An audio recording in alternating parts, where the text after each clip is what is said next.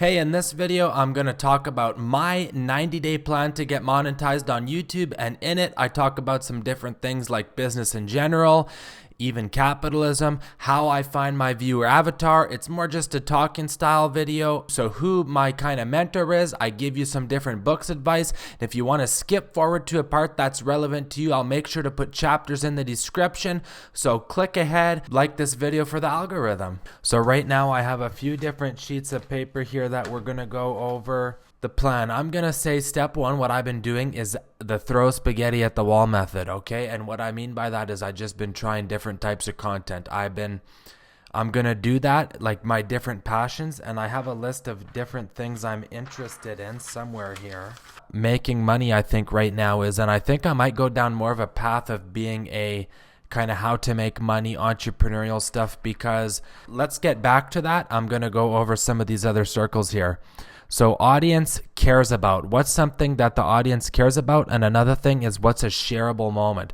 So I really am thinking that instead of create with Brett, I actually might change the channel to something more like a business with Brett. And maybe, because I was thinking on my other thing here, I have, Mark Tilbury, Baiza, Upflip, Nate O'Brien. They're all different kind of channels. Mark Tilbury does kind of business and investing stuff, but he does it from an older person, kind of like telling you where he's been and what he's done. I think my perspective might be more of I'm younger, so instead of that of telling you how to do it, it's like how to invest. I'm like, I invested, here's what I did. I might even make a video, something like I followed Mark Tilbury's advice to do this, and here's what happened. That I think could be a really interesting video. And the reason I think this pop culture stuff is meeting the moment, making money, because the economy, we can get to politics. The reality is that it's not working and has not been working very well for a lot of people for a long time. And even with investing, in my personal opinion, this is not financial advice at all, by the way. I think that the biggest, kind of S&P 500 have gotten so big that there's now going to be a transition to the smaller companies, and more people who might be employees are now becoming more freelance, independent people, because people want to support local. You can get better service. Everything's better. So there's kind of that balance, which is why I think capitalism is good, because when the big companies get too much, when they get too much of control of the market, they start to lose the quality because they can kind of fall off, but it's like the only option. And when that happens, then the smaller people can come in and offer a better service, a better price, because they have less middle managers, and then people slowly transition to that smaller, have to keep them competitive. So that's my take on that. But my point is that if you're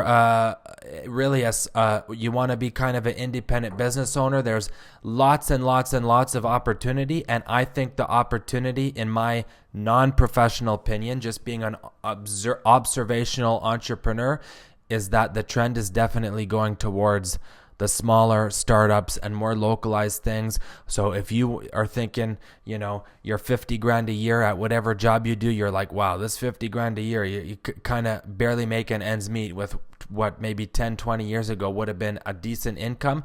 And now you have to start doing a side hustle. A lot more people are looking to take control of their own lives. So that's my passion, which kind of veers into all my passions. When marketing, business, they all connect to there. And I think that is pop culture and relevant. I think that meets the moments for the reasons I just described. And then if I look at my 4 circles here, I guess you could call it Japanese. They have a word akaigi or something like that. I don't know if I'm pronouncing it properly. What the audience cares about. Making money is definitely that. And then shareable moment.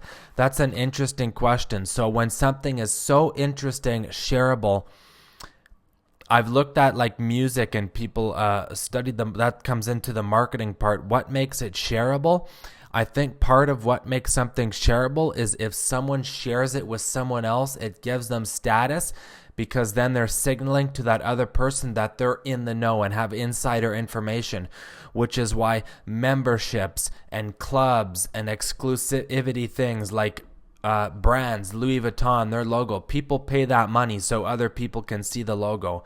So there's a lot of interesting things to do with that. Now the question is, how can I make, if somebody's a viewer of my content, how can I make you guys want to share it? So it either has to be so over the top good, and that can be like a grassroots movement where my content is so good and yet the views are so low, you would want to share it and think, wow, this person is so good, they're going to pop off, which I've seen comments before in my entire YouTube career. People make those type of comments, oh, you're going to pop off. It's pretty common on smaller channels that make good quality content, which is interesting.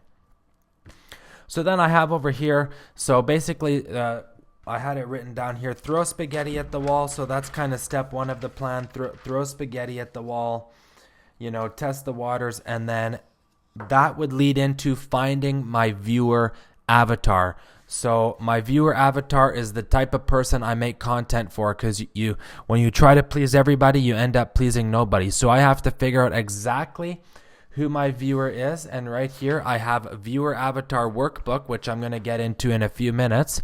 The viewer intent is about the desire or need, I would say, to escape the rat race. We could kind of go down that path. What's the viewer proposition? I guess would be how I fulfill that need. So when I make videos, how do I help people escape the rat race is the question that I have to ask myself with every video. Who's my audience? How can I best serve them? And like I said, I listed some of the examples, and then content buckets.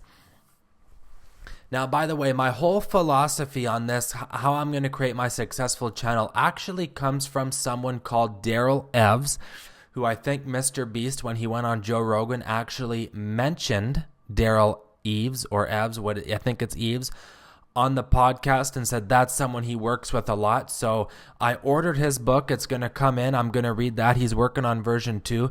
I'll actually throw a link in the description for that book, The YouTube Formula. So that'll be interesting. I will definitely put an Amazon link in the description for that. I'll give you guys exactly what I'm thinking, and maybe you can comment and give feedback on how good this sounds. So I picked the name, Jake. What are their interests? I basically thought of kind of myself, what I'm interested in, and I know for a fact, just looking at YouTube and what types of videos get views, there's an enormous audience for, like I said earlier. So business, tech, maybe not so much, but more about kind of the business, finance, making money. And in particular, I would narrow it down to the unlocking personal freedom and taking control of their own life. That's, I think, the psychographics that it would boil down to. Say they're 26, based in USA, English, single, maybe in a relationship, and income is maybe around 50 grand, maybe a bit less, maybe a bit more. If somebody is making many hundreds of thousands, they're maybe not as interested in some of the simpler side hustles. That's a lot of money. It would be hard to come up with a side hustle. That type of person making 300,000 at 26, as say an engineer at Google or something, might be more interested in going and finding investors and creating an app than kind of more of the bootstrapped startup, which may be physical or just a lot lower cost. They have a lot more money to invest to start up, so inherently it's going to be kind of a different business they might be interested in starting versus somebody like me who's starting at absolutely $0. General info. So just some ideas on this. Like channels like Mark Tilbury, they're kind of in investing and unlocking freedom and that entrepreneurship stuff. And one particular distinction I made for my viewers that I would like to be different from what a lot of the mainstream, or not just mainstream, but if you scroll the business content, is people, me personally even, get fatigued from the spammy content. So that's why on my examples of channels that I might take inspiration from, I have Upflip, because Upflip, they actually show realistic, more blue collar business ideas that people started up and grew many times with $0. Because a lot of the online gurus are just telling you can make $1 million overnight.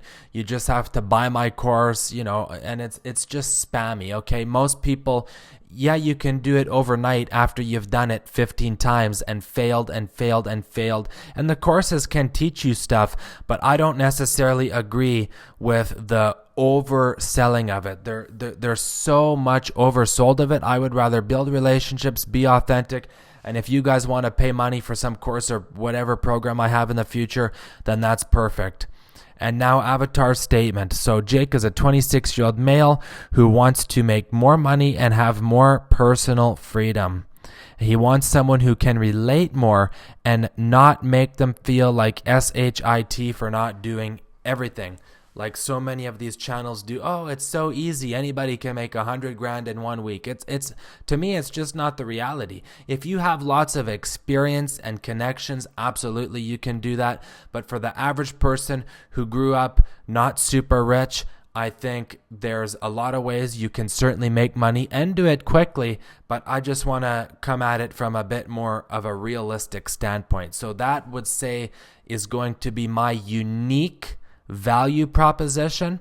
My unique value prop, UVP, is going to be like so many of these other business creators, but add a much more element of authenticity, less salesy. Maybe I actually go out and leave the home and do some stuff, and maybe like documenting me starting a business, which I think would be super, super interesting.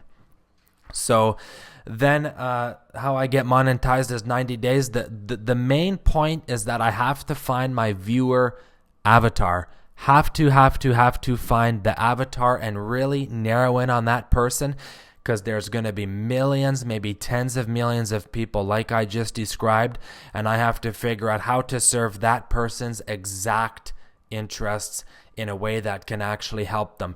And when I do that, I think then it's like a key. I finally figure out the code to the safe, unlock it, open it, and that's where all the gold is going to be, where I can be extremely successful on YouTube, extremely successful in business, while at the same time helping other people do business. So if you're interested in what I just talked about, hit that like button for the algorithm and subscribe for more content, and I will see you on the recommended video right here. Thank you so much for watching.